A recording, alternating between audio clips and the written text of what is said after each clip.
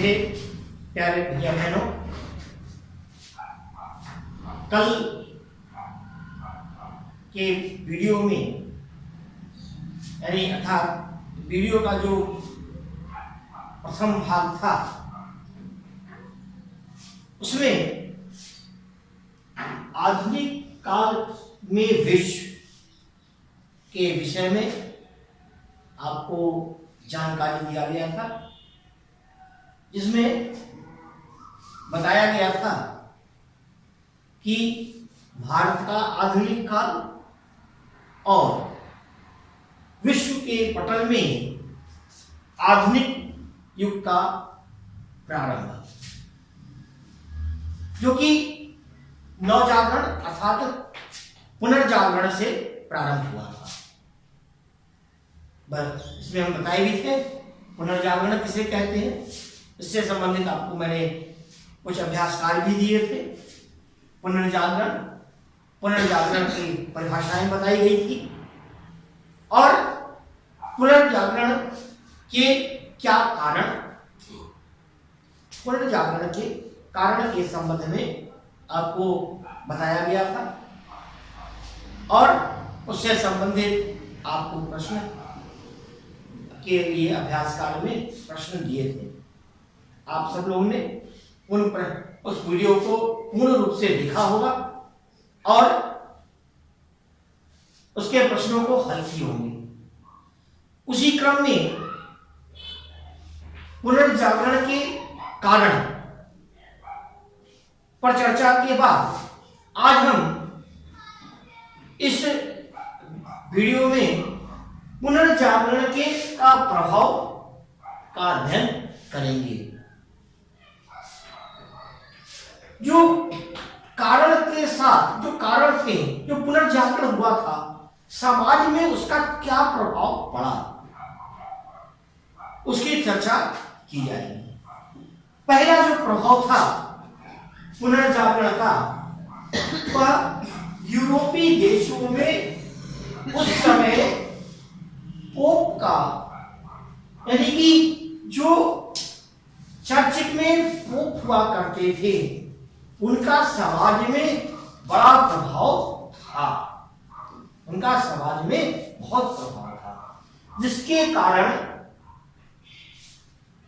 वे समाज में अक्सर दखल दिया करते थे। कभी उनसे टैक्स वसूलना, उनसे उनके ऊपर धार्मिक कर्मकांडों का यह इस तरह के प्रभाव समाज में उनके थे। पुनर्जागरण से पोप के प्रभाव कम हुए और पोप का प्रभाव जब कम हुआ, इससे लोगों में राष्ट्रीय भावना की पैदा हुई। राष्ट्रीय भावना लोगों में पैदा हुआ और राष्ट्रीय भावना के साथ साथ उनका सामाजिक जीवन भी सुखमय हो गया।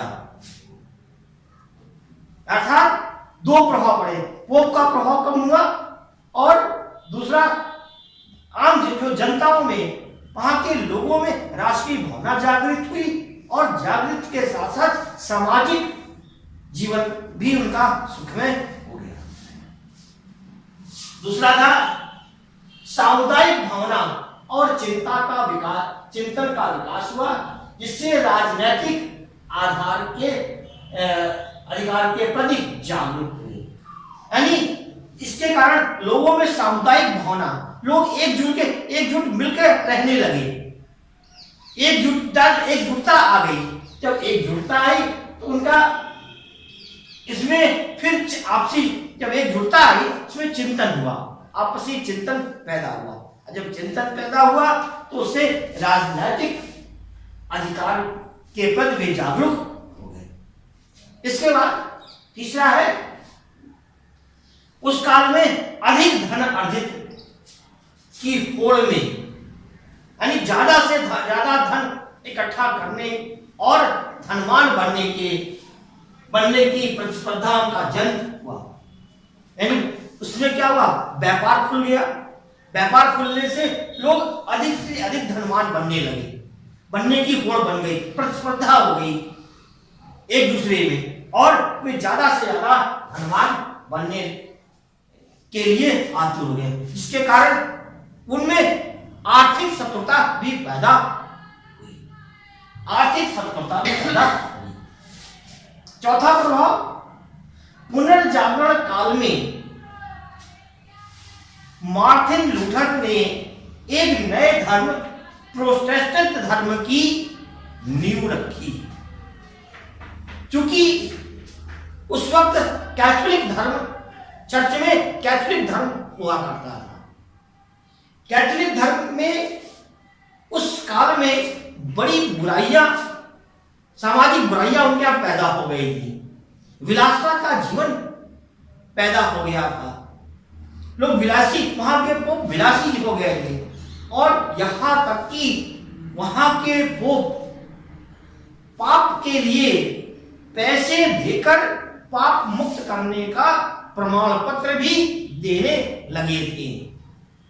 ये इसके कारण मार्टिन लूथर ने एक प्रोटेस्टेंट धर्म की चालू किए, यानी कि उस धर्म का विरोध हुआ, प्रोटेस्ट हुआ। अब प्रोटेस्ट के कारण, यानी उस धर्म का विरोध, इंग्लिश शब्द है प्रोटेस्ट, विरोध। विरोध का मतलब प्रोटेस्ट करना, उसका विरोध किया गया कैथोलिक धर्म का, इसीलिए इसीलिए इसको प्रोटेस्टेंट धर्म कहा गया, जिसे कैथोलिक धर्म की सत्ता समाप्त हुई और अंधविश्वासों का अंत हुआ और मानवतावादी विचार का जन्म हुआ। अब चौथा, व्यापार और उद्योग के विकास में पूंजीपति वर्ग का विकास हुआ, यानी कि व्यापार और उद्योग की वृद्धि हुई, जिसके कारण एक नया वर्ग, जिसे कहते हैं पूंजीपति वर्ग का विकास हुआ, जिसने उद्योग धंधे में काफी वृद्धि की। यानी कि यह पूंजीपति वर्ग ने वहां के उद्योग धंधों में काफी वृद्धि की। अगला है, नए व्यापारिक मार्गों की खोज से यूरोपीय देश नए उपनिवेश स्थापित कर उनका शोषण करने लगे। आपको मैंने बताया बेटा कि तुर्कों के आक्रमण से जो इनका यूरोप का जो व्यापार था वो बाधित हो गया था। जो बाधित हुआ था, तो जो उनका एक मार्ग था, कुछ तो दुनिया मार्ग था, उस मार्ग से जो उनका व्यापार बंद हो गया था। व्यापार बंद होने के कारण उनकी, चूंकि भारत और यूरोप के मध्य, यानी मध्य एशिया और यूरोप के मध्य व्यापार होता था, यह व्यापारिक मार्ग बंद होने से उन्होंने नए मार्ग की खोज में लग गए।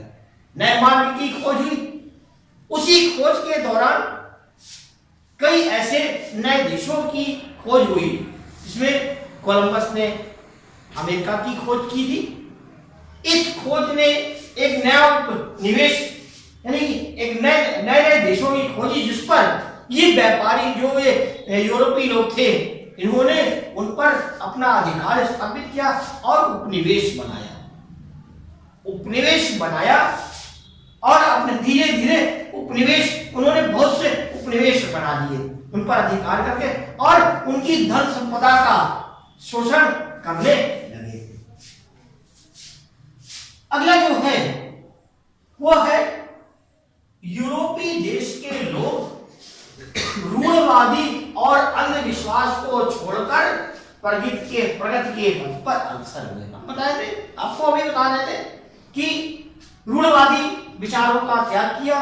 अब रूढ़वादी विचार का त्याग हुआ तो वह अंधविश्वास और जो रूढ़वादी विचार थी, पुरानी जो रूढ़वादियां थी और अंधविश्वास से उनका प्रगति अग्रसर हो गया। आठवां जो उनका प्रभाव था, यूरोपीय शक्तियां उपनिवेश से सस्ता माल खरीदते, वहां से सस्ता माल, उपनिवेश से सस्ता माल खरीदते और सोने चांदी तथा जवाहरात लेकर ऊंची कीमत में उसको बेचते थे, जिसके कारण वे प्रतिदिन धनवान और शक्तिशाली होते चले गए। अर्थात कह सकते हैं हम लोग कि जागरण से यह निम्नलिखित प्रभाव पड़ा था। उसी वक्त आपको कोलंबस ने 1492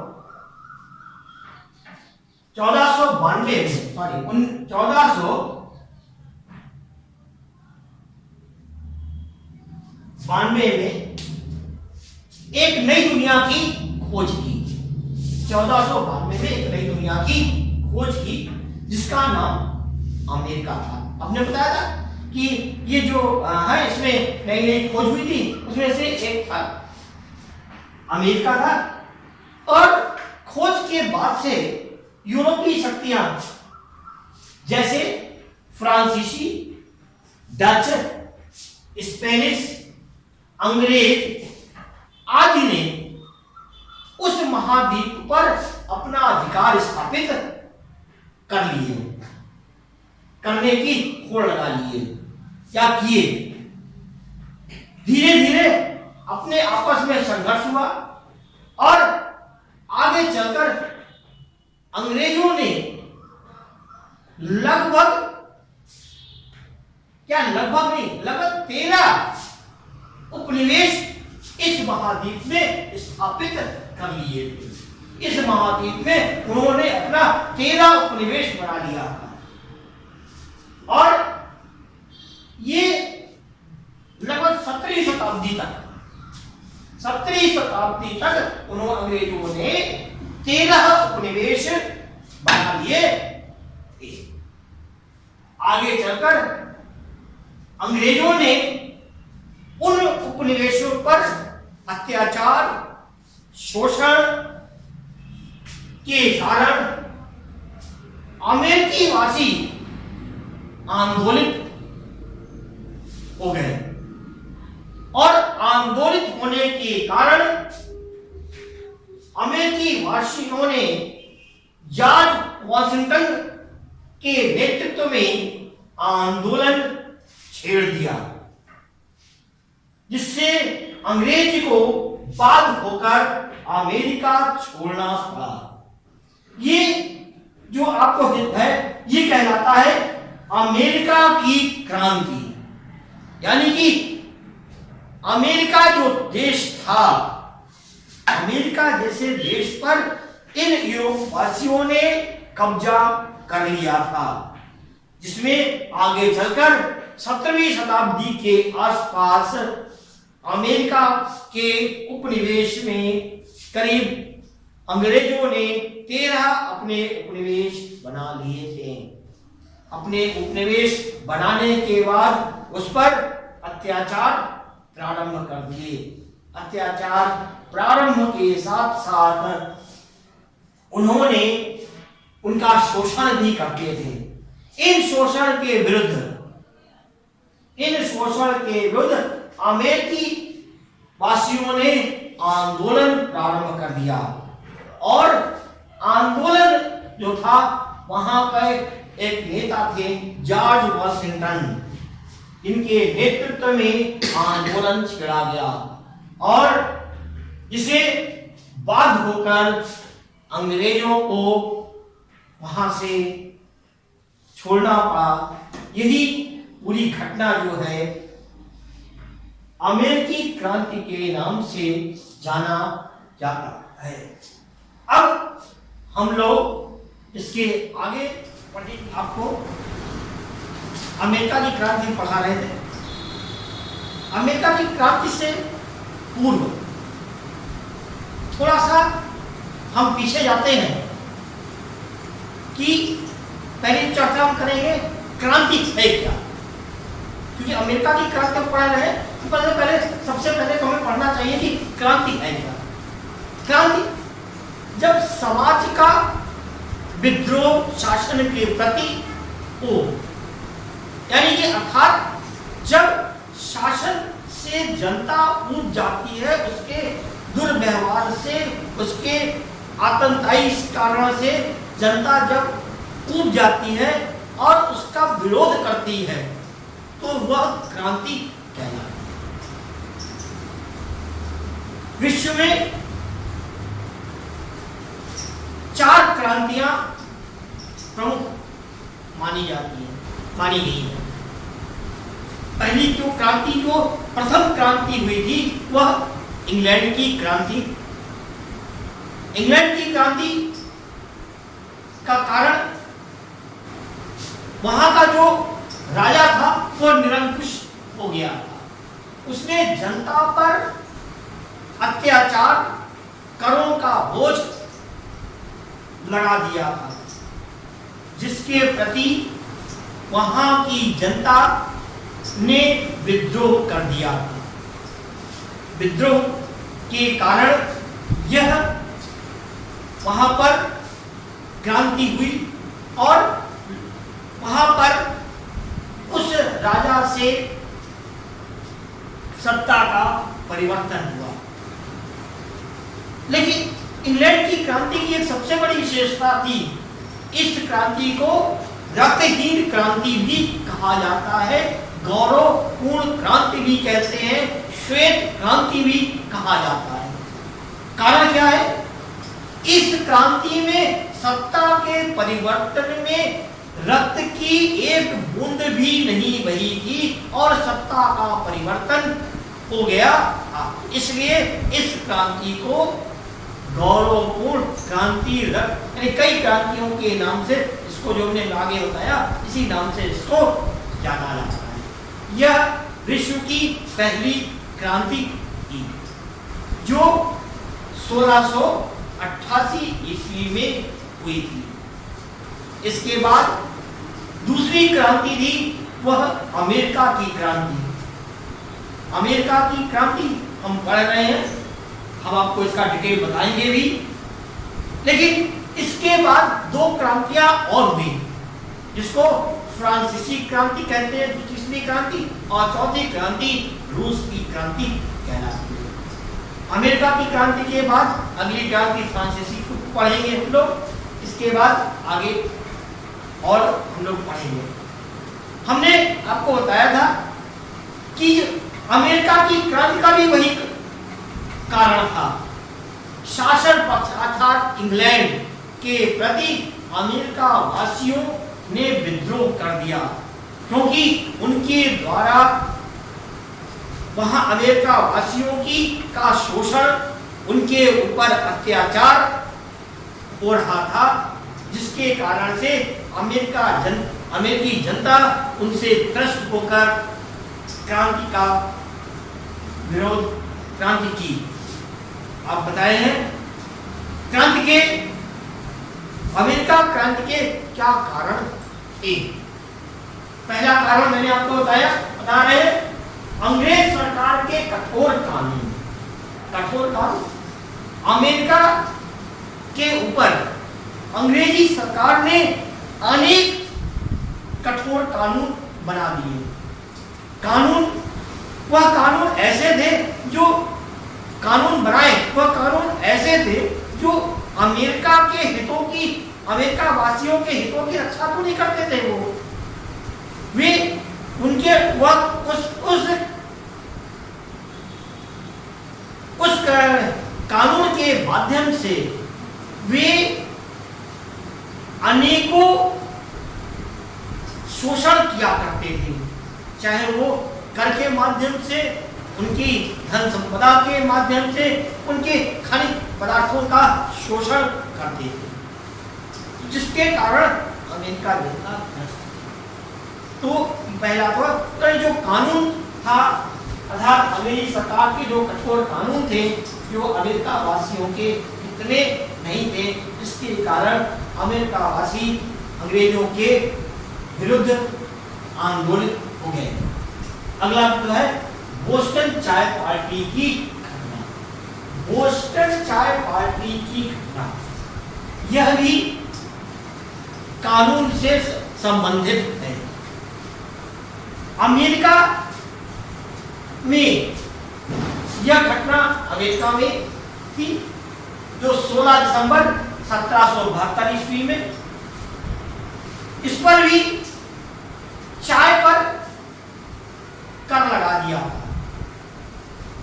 वहां से चाय, अमेरिका से चाय जाती थी और वहां से कर लगा के इंग्लैंड से फिर वह वहीं पर बेचने के लिए आती थी, जिसके कारण अमेरिका वासियों ने इसका विरोध किया। वहां से जब चाय लदकर बोस्टन बंदरगाह पर 3 जहाज पहुंचे तो वहां के जो कर युक्त चाय थी, वो कर लगी हुई का उस पर टैक्स लगा हुआ था, जो कि अमेरिका वासियों ने उसे उतारने से मना कर दिया। लेकिन अंग्रेजी गवर्नर के आदेश से अमेरिका वासियों ने रेड इंडियन के देश में उस पर चढ़ गए, जहाज पर चढ़ गए और उस पर लदी सारी चाय की पेटियां समुद्र में फेंक दी और समुद्र में फेंकने के कारण वह जो घटना थी बोस्टन चाय पार्टी के नाम से जानी जाती है, जिसके परिणाम स्वरूप अमेरिकी जनता ने विरोध तेज कर दिया। तीसरा जो कारण था, स्टैम्प एक्ट 1765 ईस्वी 1765 ईस्वी में कर के नाम पर, टैक्स के नाम पर एक स्टैम्प एक्ट पारित किया। इसमें अमेरिका जनता पर करों का बोझ बढ़ गया। करों के बोझ के बढ़े हुए करों का बोझ के कारण इंग्लैंड पार्लियामेंट में अंग्रेजों में पार्लियामेंट ने यह निर्धारित किया था, लेकिन पार्लियामेंट में अमेरिकी प्रतिनिधि नहीं थे, जिसके कारण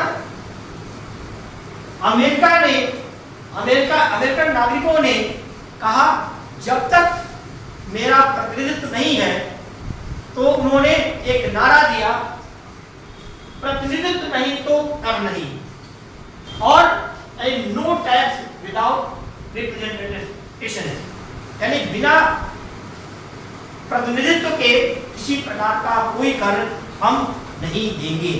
और इसके कारण से वहां की जनता में एक विरोध की भावना उत्पन्न हुई। इसका अगला है फिलाडेल्फिया की सभा 1775 ईस्वी। सन 1775 ईस्वी में इन बढ़े हुए करों के लिए 13 अमेरिकी राज्यों ने एक सम्मेलन किया, जिसे कांग्रेस के नाम से जाना जाता। इस सम्मेलन में यह निर्धारित किया गया कि हमारे ऊपर से कर हटाया जाए, और इस प्रस्ताव को इंग्लैंड भेजा गया। इंग्लैंड ने उनके प्रस्ताव को मना कर दिया, जिसके कारण अमेरिका के इसके परिणाम स्वरूप अमेरिका वासी आंदोलित हो गए। इसके बाद धार्मिक मतभेद, हमने बताया था कि यहां पर चूंकि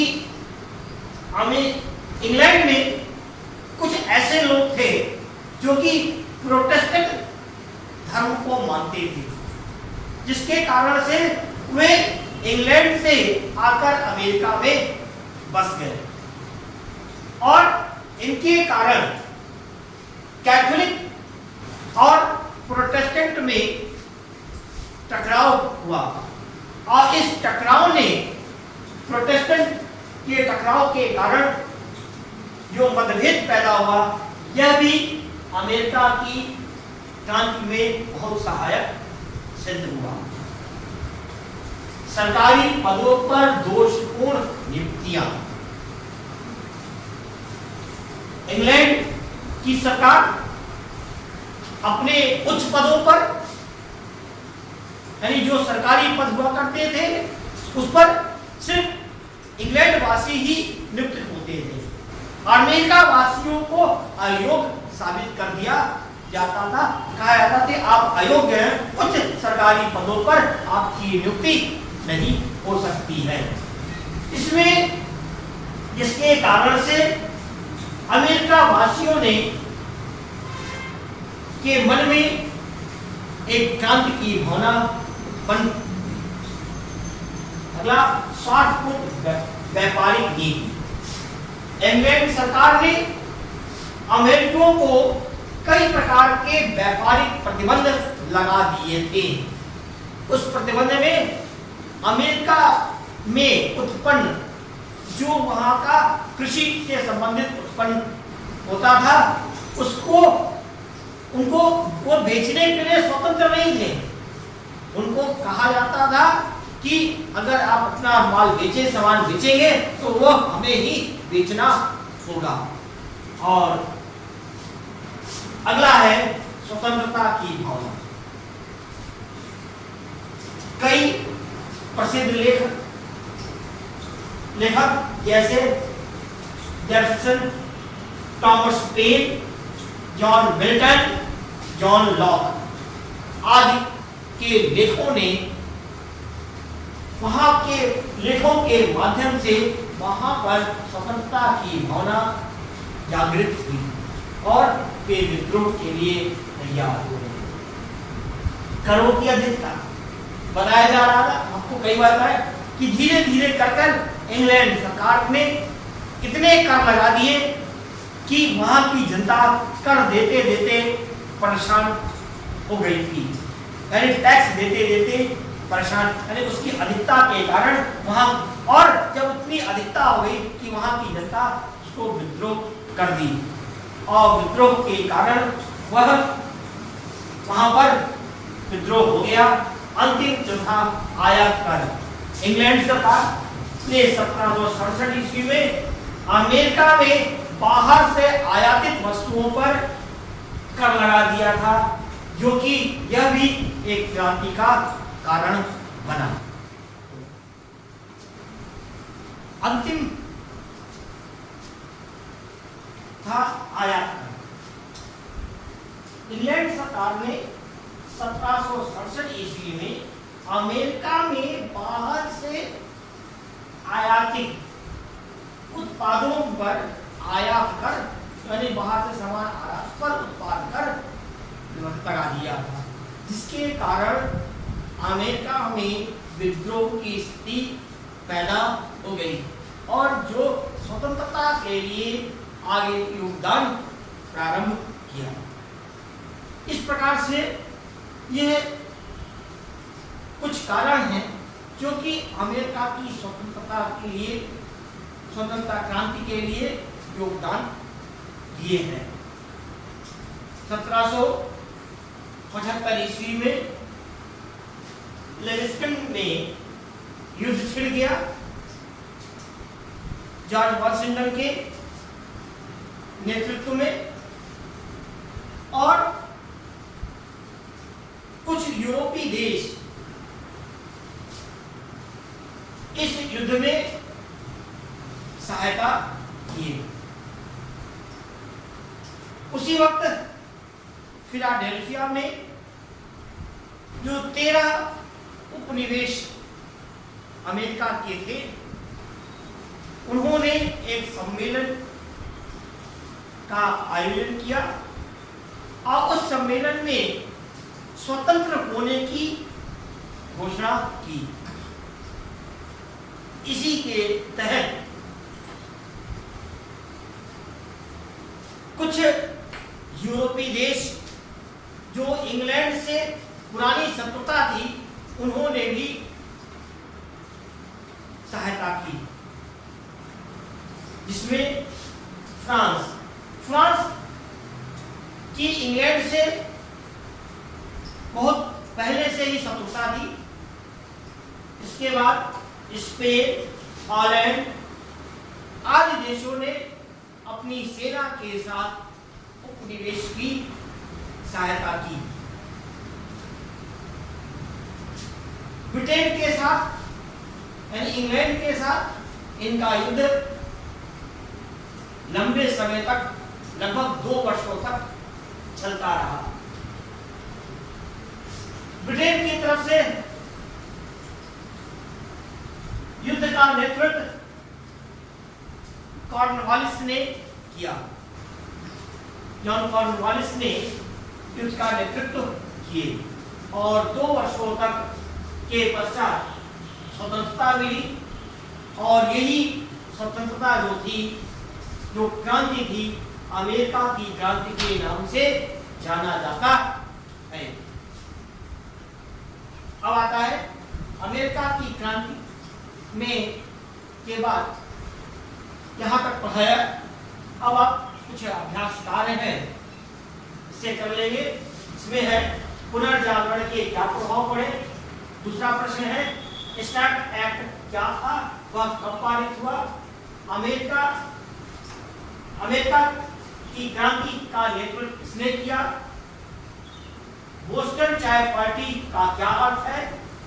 अमेरिकी क्रांति से पूर्व अमेरिका में इंग्लैंड के कितने उपनिवेश थे।